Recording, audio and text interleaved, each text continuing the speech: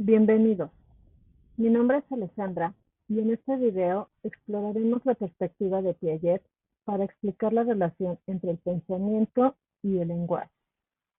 Empecemos por mencionar que el papel que desempeña el lenguaje en el desarrollo cognitivo de los individuos sigue siendo un tema polémico hasta hoy, y a lo largo de la historia, diferentes autores han propuesto diferentes teorías para intentar explicar la relación entre pensamiento y lenguaje, un tema fundamental para comprender el desarrollo de las capacidades cognitivas y lingüísticas de los niños.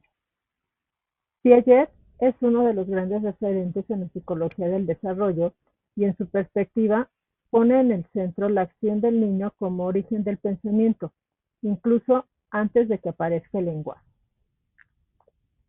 Piaget afirmaba que la cognición no depende del lenguaje para su desarrollo, ya que la fuente de las operaciones mentales no está en el lenguaje, sino con el desarrollo de esquemas sensorio-motores, que son las acciones básicas con las que el niño organiza la experiencia. En esta etapa sensorio-motora surgen en el niño operaciones intelectuales como la permanencia del objeto, la noción de causalidad o la reversibilidad. Todas estas son formas de pensamiento que se construyen sin necesidad de lenguaje. Piaget también reconoce que el pensamiento representativo y el lenguaje aparecen de manera conjunta como parte del desarrollo de la función simbólica.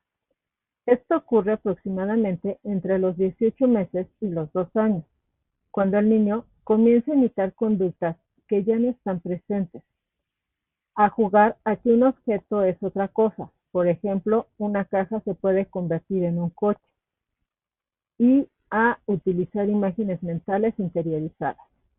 En este contexto, las primeras palabras no son el inicio del pensamiento, sino una manifestación más de esa capacidad simbólica en expansión. El juego simbólico, la imitación diferida y las imágenes mentales son ejemplos de representaciones que surgen sin depender del lenguaje, pero que se desarrollan en paralelo con él.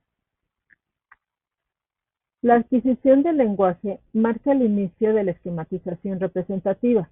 Junto con el lenguaje se desarrolla lo que Piaget denomina símbolos, y hace distinción entre símbolos individuales, como el juego o la imaginación personal, y signos colectivos, que son convenciones compartidas como el lenguaje.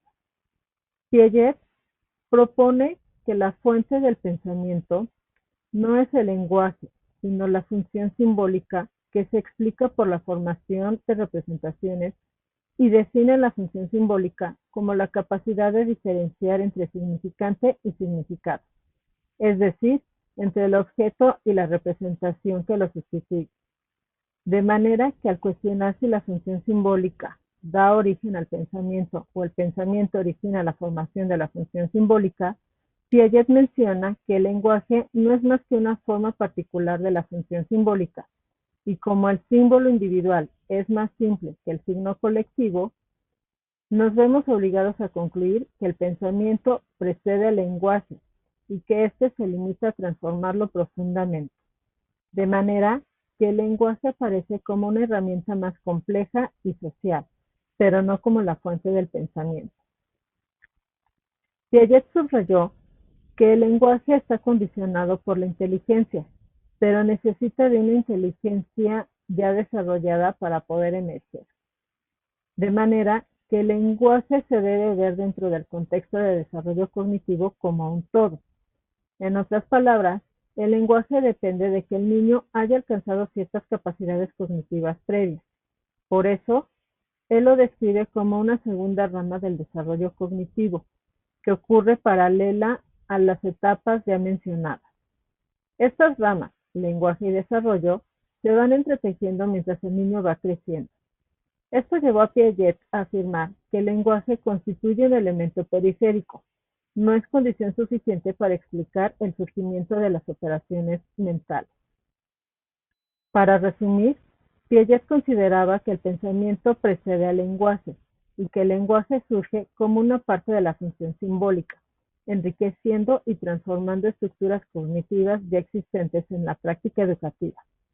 Esto significa que actividades como el juego, la imitación y la exploración simbólica deben ser promovidas desde edades tempranas, porque constituyen la base para que luego florezca el lenguaje. Así finalizamos nuestro recorrido por la perspectiva de Piaget sobre la relación entre el pensamiento y lenguaje. Espero que este análisis facilite comprender que para Piaget el lenguaje no es el origen del pensamiento, sino una herramienta que lo transforma y lo enriquece. Gracias por su atención.